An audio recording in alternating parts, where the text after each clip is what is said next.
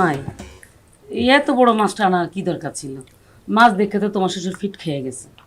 আর জামাই হইলে তোমরা দুইজন, মাথা হইলে একটা। আমি কার প্লেটে দিমু? আমার তো বিপদে ফেলাই দিছো।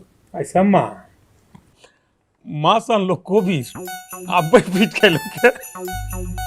তোমার শ্বশুর কেন ফিট খেলে সেটা তোমার শ্বশুরের জীবন।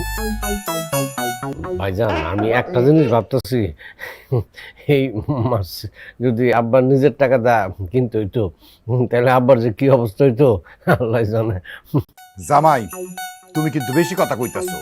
খাইতে বইছো, চুপ করে খায় উঠা যাও। আম্মা, আমরা জামাই হইলাম দুইজন, আর মাছের মাথা হইল একটা। এখন কার রেখে কার প্লেটে দিবেন? তার চেয়ে বরং এক কাজ করেন, মাছের মাথাটা আব্বারই দেন, আব্বাই মুরব্বী মানুষ, সেই খাক নাকি?